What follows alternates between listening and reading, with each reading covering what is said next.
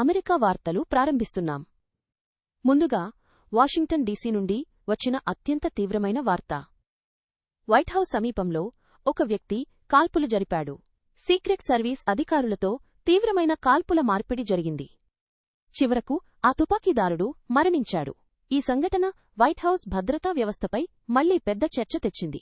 Secret service అధికారులు వెంటనే స్పందించి పరిస్థితిని అదుపులోకి తీసుకొచ్చారు.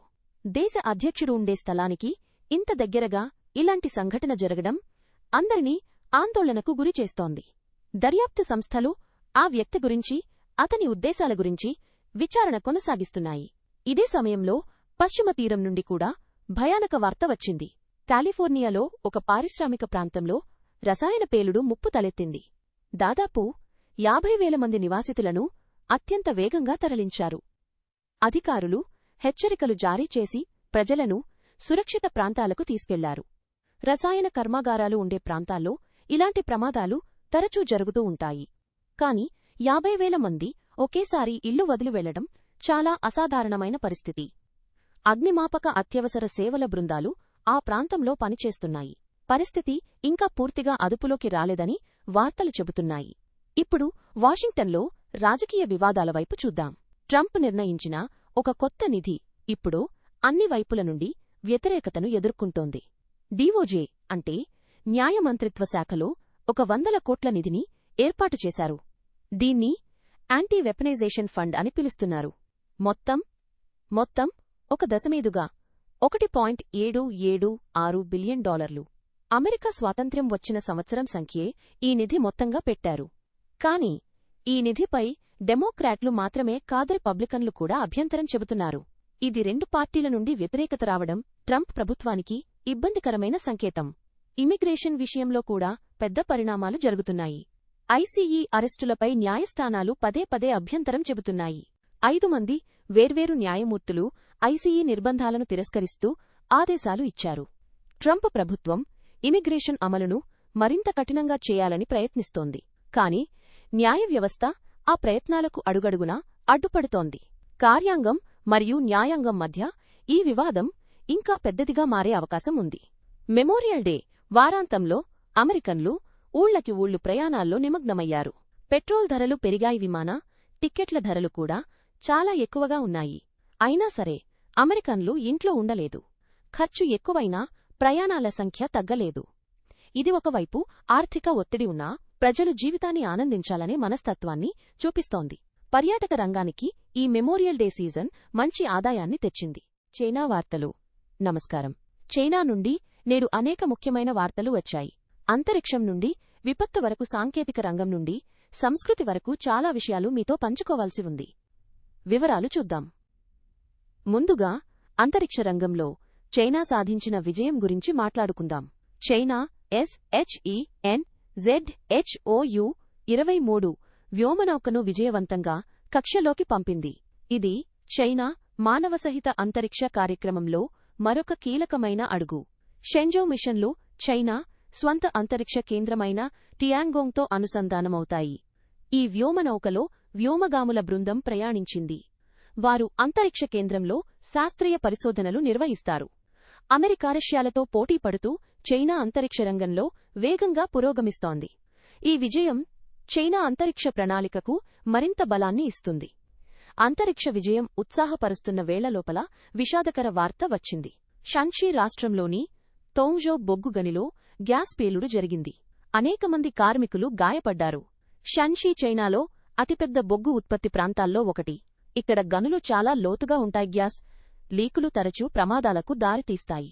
ప్రభుత్వం రక్షణ బృందాలను తక్షణమే పంపింది. గాయపడిన కార్మికులకు వైద్య సహాయం అందిస్తున్నారు. బొగ్గు గని భద్రత చైనాలో ఎప్పటికప్పుడు చర్చకు వచ్చే విషయం. ప్రభుత్వం కఠినమైన నిబంధనలు అమలు చేస్తున్నా ప్రమాదాలు ఆగడం లేదు. ఇక వాతావరణ రంగంలో అప్రమత్తత పెరిగింది. చైనా ఈ సంవత్సరం తొలిసారిగా అత్యధిక స్థాయి అంటే రెడ్ లెవెల్ వరద హెచ్చరిక జారీ చేసింది. ఇది అత్యంత ప్రమాదకరమైన హెచ్చరిక స్థాయి. భారీ వర్షాల వల్ల నదులు పొంగిపొర్లే అవకాశం ఉందని వాతావరణ శాఖ చెప్పింది. దీనికి తోడు జాతీయ విపత్తు సహాయ కమిటీ చాంగ్కింగ్ నగరానికి లెవెల్ 4 అత్యవసర స్పందన ప్రకటించింది. చాంగ్కింగ్ చైనాలో అతిపెద్ద నగరాల్లో ఒకటి. ఇక్కడ కొండల నదులు ఎక్కువగా ఉన్నందున వరదలు తీవ్రంగా ఉంటాయి. పౌరులను సురక్షిత ప్రాంతాలకు తరలించే పని మొదలైంది. సహాయ బృందాలు అన్ని జాగ్రత్తలు తీసుకుంటున్నాయి. వాతావరణ మార్పుల వల్ల చైనాలో ఇటువంటి విపత్తుల తీవ్రత ఏటా పెరుగుతోందని నిపుణులు చెబుతున్నారు. ఇప్పుడు ఆర్థిక రంగంలో ఒక ఉత్తేజకరమైన వార్తకు వద్దాం. చైనాలో కృత్రిమ మేధ అంటే ఏఐ రంగంలో స్టార్టప్ సంస్థలు పెద్ద ఎత్తున పెట్టుబడులు సేకరిస్తున్నాయి. ఈ సంవత్సరం మొదటి 3 నెలలలోనే అంటే Q1లోనే 110 బిలియన్ యువాన్లకు పైగా నిధులు సమకూరాయి. ఇది చైనా ఏఐ రంగంలో అత్యంత వేగవంతమైన పెరుగుదలకు సంకేతం. అమెరికాతో సాంకేతిక పోటీ పడుతున్న చైనా ఈ రంగాన్ని వ్యూహాత్మకంగా చూస్తోంది. ప్రభుత్వ ప్రోత్సాహం, ప్రైవేట్ పెట్టుబడులు కలిసి ఏఐ రంగాన్ని ముందుకు నడుపుతున్నాయి. ఇది చైనా ఎకానమీకి కొత్త శక్తిని ఇస్తుందని విశ్లేషకులు అంటున్నారు. సినిమా రంగంలోనూ సంతోషకరమైన వార్త వచ్చింది. లెటర్ టు గ్రాండ్మా అనే చిత్రం బాక్సాఫీస్ వద్ద 100 కోట్ల యువాన్ల మైలురాయి దాటింది. ఈ చిత్రం అమ్మమ్మ మనవరాలి ప్రేమ అనుబంధాన్ని కదిలించే విధంగా చూపించింది. ప్రేక్షకులు ఈ భావో. జర్మనీ వార్తలు. నమస్కారం, మీరు చూస్తున్నది జర్మనీ స్పెషల్ న్యూస్ సెగ్మెంట్. ఈరోజు జర్మనీ నలుమూలల నుండి వచ్చిన ముఖ్యమైన వార్తలు మీకు అందిస్తున్నాం. మొదట బెర్లిన్ నుండి వచ్చిన ఒక షాకింగ్ వార్తతో మొదలు పెడదాం. బెర్లిన్కి చెందిన వ్యాపారవేత్త ఇస్మెత్ కే అనే వ్యక్తి అనుమానాస్పద స్థితిలో మృతి చెందారు.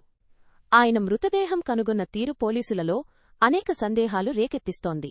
ఇస్మెత్ కే బెర్లిన్లో చాలా పేరున్న వ్యాపారవేత్త అని, ఆయనకు నగరంలో బలమైన వ్యాపార సంబంధాలు ఉన్నాయని స్థానికులు చెప్తున్నారు. పోలీసులు ఈ కేసును హత్య కోణంలో దర్యాప్తు చేస్తున్నారా లేదా అని ఇంకా నిర్ధారించలేదు. అయితే పరిస్థితులు మాత్రం చాలా అనుమానాస్పదంగా ఉన్నాయని అధికారులు చెప్తున్నారు. ఈ కేసు బెర్లిన్లో తీవ్రమైన చర్చకు దారితీసింది. ఇప్పుడు వాతావరణ వార్తల వైపు వెళ్దాం.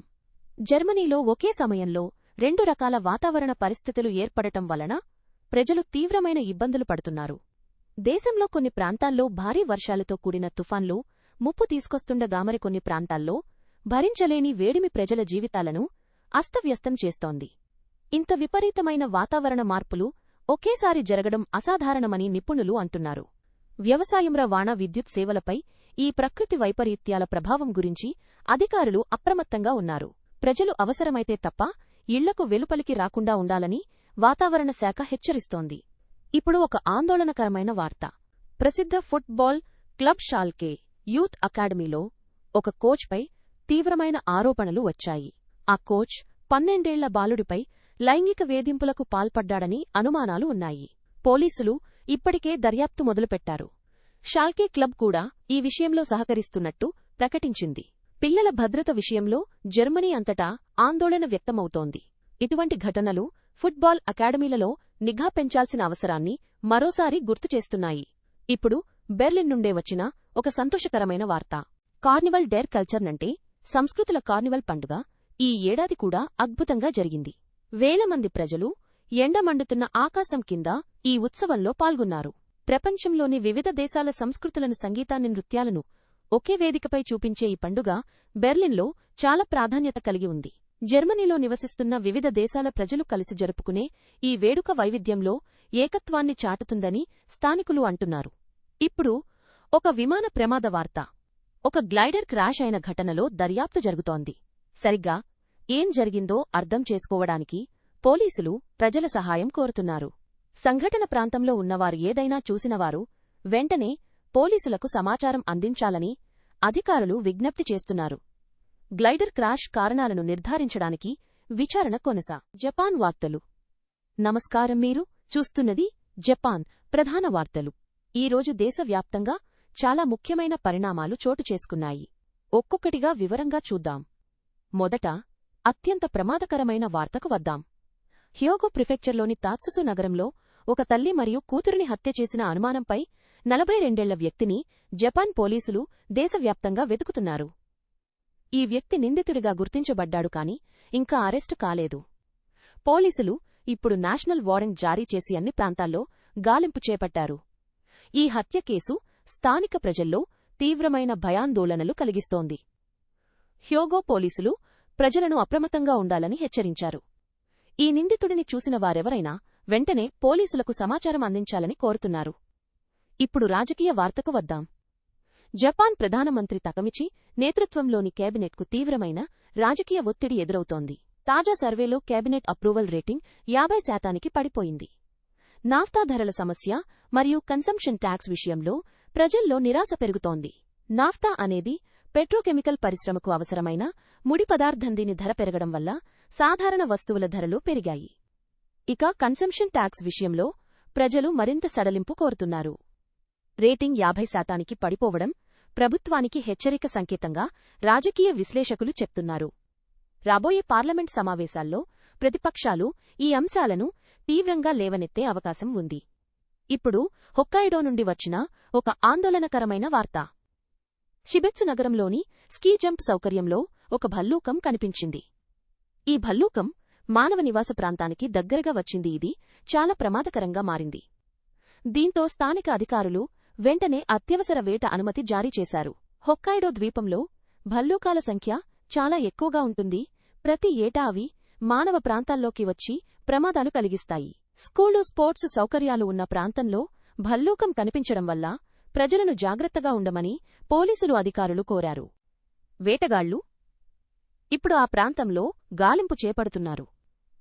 ఫుకుషిమా నుండి ఒక ఆసక్తికరమైన సంఘటన వార్తకు వద్దాం. ఫుకుషిమా ప్రిఫెక్చర్లో జరిగే సోమా నోమావోయి పండుగ జపాన్లో 1000 సంవత్సరాల సంప్రదాయం కలిగిన ఒక చారిత్రక సమారంభం. ఈ పండుగలో గుర్రపు పోటీలు, సాంప్రదాయ దుస్తులతో ఊరేగింపు ఉంటాయి. కాని ఈసారి ఒక గుర్రం అదుపు తప్పి పరిగెత్తింది. దీంతో చుట్టూ ఉన్న చాలామంది ప్రేక్షకులు గాయపడ్డారు. గాయపడిన వారిని వెంటనే ఆసుపత్రికి తరలించారు. వారి పరిస్థితి ప్రమాదకరంగా లేదని అధికారులు తెలిపారు. పండుగ నిర్వాహకులు ఈ సంఘటనపై సంతాపం వ్యక్తం చేస్తూ భవిష్యత్తులో మరింత భద్రత కల్పిస్తామని హామీ ఇచ్చారు. ఇప్పుడు నేర వార్తలు. టోక్యో సమీపంలోని కొగనేయి నగరంలో పోలీసులు అనుమానిత సంఘటిత నేర సమూహ సభ్యులను అరెస్టు చేశారు. నమస్కారం, మీరు చూస్తున్నది ఈరోజు ప్రధాన వార్తలు. నేను మీకు ఈ రాత్రి అన్ని ముఖ్యమైన విషయాలు చెప్పబోతున్నాను. ముందుగా దేశంలోని పెద్ద వార్తలతో మొదలు పెడదాం. మొదటి వార్తకి వద్దాం. బెంగళూరు నుండి చాలా షాకింగ్ వార్త వచ్చింది. అక్కడ ఒక వృద్ధ మహిళను మోసగాళ్లు టార్గెట్ చేసి ఏకంగా 24 కోట్ల రూపాయలు దోచుకున్నారు. ఇది చాలా పెద్ద మొత్తం. పోలీసు వర్గాల ప్రకారం ఈ వృద్ధురాలికి ముందుగా ఫోన్ చేసి నమ్మకం కలిగించారు. తరువాత వివిధ మార్గాల ద్వారా డబ్బు బదిలీ చేయించుకున్నారు. సైబర్ మోసాలు ఇప్పుడు ఒక పెద్ద సమస్యగా మారాయి. ముఖ్యంగా వృద్ధులను టార్గెట్ చేయటం ఇటీవల బాగా పెరిగింది. పోలీసులు కేసు నమోదు చేసి దర్యాప్తు మొదలుపెట్టారు. ఈ కేసు మళ్లీ ఒకసారి అందరికీ గుర్తుచేస్తోంది. తెలియని నంబర్ల నుండి వచ్చే ఫోన్ కాల్స్కి అనుమానంగా ఉండండి. మీ డబ్బు వివరాలు ఎవరికీ చెప్పకండి. ఇప్పుడు రాజకీయ వార్తకి వద్దాం. రాహుల్ గాంధీ ఇటీవల ఒక ప్రకటన చేశారు. మోదీ ప్రభుత్వం 1 సంవత్సరంలో పడిపోతుందని ఆయన అన్నారు. ఈ వ్యాఖ్యపై బీజేపీ నేతలు తీవ్రంగా స్పందించారు. రాహుల్ గాంధీకి దేశ రాజకీయాలు అర్థం కావడం లేదని బీజేపీ నేతలు ఆరోపించారు. ప్రజలు మోదీ నాయకత్వంపై పూర్తి విశ్వాసం పెట్టారని, ఇలాంటి వ్యాఖ్యలు బాధ్యత లేకుండా చేస్తున్నారని బీజేపీ వర్గాలు అన్నాయి. కాంగ్రెస్ తరఫున మాత్రం రాహుల్ గాంధీ చెప్పింది నిజమేనని, ప్రభుత్వం పలు వైఫల్యాలను చూస్తోందని సమర్థించారు. ఈ రాజకీయ వాతావరణం ఇప్పుడు వేడెక్కింది. ముందు ముందు ఇంకా చాలా వాదోపవాదాలు వస్తాయని రాజకీయ విశ్లేషకులు చెప్తున్నారు. ఇప్పుడు టెక్నాలజీ వార్తకి వద్దాం. షావమీ కంపెనీ ఒక ముఖ్యమైన ప్రకటన చేసింది. షావమీ 17T అనే కొత్త ఫోన్ ఈ నెల జూన్ 4వ తేదీన ఇండియాలో లాంచ్ అవుతుంది. ఈ ఫోన్లో లేకా కెమెరాస్ ఉంటాయి. ఇవి చాలా హైక్వాలిటీ ఫోటోలు తీయడానికి పేరు పొందిన కెమెరాస్. అంతేకాదు, పెద్ద బ్యాటరీ కూడా ఉంటుందని కంపెనీ చెప్తోంది. ఇప్పుడు ఇండియాలో స్మార్ట్ ఫోన్ మార్కెట్ చాలా కాంపిటిటివ్గా ఉంది. ఈ ఫోన్ మిగతా బ్రాండ్స్తో పోటీపడే విధంగా తయారు చేశారని షావమీ చెప్తోంది. కెమెరా క్వాలిటీకి ప్రాధాన్యత ఇచ్చే వినియోగదారులకి ఇది మంచి ఆప్షన్ కావచ్చు. జూన్ 4 తర్వాత దీని ప్రైస్, ఫీచర్స్ గురించి పూర్తి వివరాలు వస్తాయి.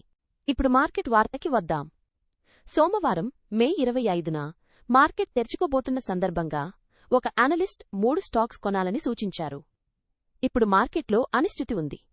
అయినప్పటికీ కొన్ని స్టాక్స్ మంచి పర్ఫార్మెన్స్ ఇచ్చే అవకాశం ఉందని నిపుణులు చెప్తున్నారు. అయితే ఏ స్టాక్ అయినా కొనే ముందు మీరు మీ సొంత ఫైనాన్షియల్ అడ్వైజర్తో మాట్లాడటం మంచిది. మార్కెట్లో ఎప్పుడూ రిస్క్స్ ఉంటాయి. జాగ్రత్తగా పెట్టుబడి పెట్టండి. ఇప్పుడు వినోద రంగం నుండి 2 వార్తలు వినండి. మొదటిది త్రిషా కృష్ణన్ గురించి. ఆమె ఫ్యాన్ ఒక పోస్ట్ చేశారు. అందులో త్రిష అనేక బ్లాక్ బస్టర్ సినిమాలలో కామన్ ఫ్యాక్టర్ అని రాశారు. అంటే త్రిష నటించిన చాలా సినిమాలు పెద్ద హిట్ అయ్యాయని ఆ ఫ్యాన్ చెప్పాలనుకున్నారు.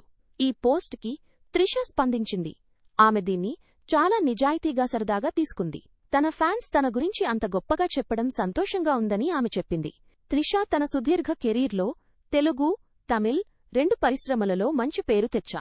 అంతర్జాతీయ వార్తలతో మొదలు పెడదాం. అమెరికా నుండి ముఖ్యమైన ఆర్థిక వార్త వస్తోంది. అమెరికా ట్రెజరీ బాండ్ల సెల్ ఆఫ్ మరింత తీవ్రమవుతోంది. దీనివల్ల అమెరికా ప్రభుత్వానికి అప్పు తీసుకోవడం రానురాను ఖరీదవుతోంది. వాషింగ్టన్లో ఈ పెరుగుతున్న బారోయింగ్ కాస్ట్స్ను ఎంతవరకు భరించగలరు అనే ప్రశ్న తలెత్తుతోంది. గ్లోబల్ ఫైనాన్షియల్ మార్కెట్లపై ఈ పరిస్థితి నీడపడుతోంది. డాలర్ బలహీనపడటంతో పాటు అంతర్జాతీయ పెట్టుబడిదారులు అమెరికా బాండ్లపై నమ్మకం తగ్గిస్తున్నారని నిపుణులు చెబుతున్నారు. ఇదే సమయంలో చైనా నుండి అంతరిక్ష రంగంలో పెద్ద వార్త వచ్చింది. చైనా తన SHENZHOU-23 వ్యోమనౌకను విజయవంతంగా కక్షలోకి పంపించింది. అంతరిక్ష రంగంలో అమెరికాతో పోటీ తీవ్రంగా సాగుతున్న సమయంలో ఈ ప్రయోగం ప్రపంచ దృష్టిని ఆకర్షించింది. చైనా వ్యోమగాముల బృందం ఇప్పుడు తమ అంతరిక్ష కేంద్రానికి చేరుకుంటోంది. అమెరికా రష్యా తరువాత స్వతంత్రంగా అంతరిక్ష కేంద్రం నిర్వహిస్తున్న ఏకైక దేశంగా చైనా తన స్థానాన్ని మరింత పటిష్టం చేసుకుంటోంది. అంతేకాదు చైనా AI రంగంలో కూడా జోరుగా ముందుకు దూసుకుపోతోంది. ఈ సంవత్సరం మొదటి 3 నెలల్లో మాత్రమే చైనా AI స్టార్టప్లు 110 బిలియన్ యువాన్లకు పైగా నిధులు సేకరించాయి. గ్లోబల్ AI పోటీలో అమెరికా యూరప్లకు సవాలు విసురుతూ చైనా వేగంగా ముందుకు వెళుతోందని ఈ గణాంకాలు చెబుతున్నాయి. జర్మనీ వైపు చూస్తే ఉబెర్ సంస్థ జర్మన్ ఫుడ్ డెలివరీ దిగ్గజం డెలివరీ హీరోని కొనుగోలు చేసే ప్రయత్నాలు చేస్తోందని వార్తలు వస్తున్నాయి. ఈ డీల్ జరిగితే యూరోపియన్ ఫుడ్ డెలివరీ మార్కెట్లో పెద్ద మార్పులు వస్తాయి. యూరప్ అంతటా ఊబర్ యొక్క విస్తరణ వ్యూహంలో ఇది కీలక అడుగు అవుతుందని నిపుణులు అంచనా వేస్తున్నారు. అదే సమయంలో BMW కొత్త CEO నెడిల్జ్కోవిచ్ సంస్థ కష్టమైన రోజులను ఎదుర్కోబోతోందని హెచ్చరించారు. ఎలక్ట్రిక్ వాహన రంగంలో చైనీస్ పోటీ అమెరికా ట్రేడ్ విధానాలు జర్మన్ ఆటోమొబైల్ పరిశ్రమను ఒత్తిడిలో పెడుతున్నాయని ఆయన అన్నారు.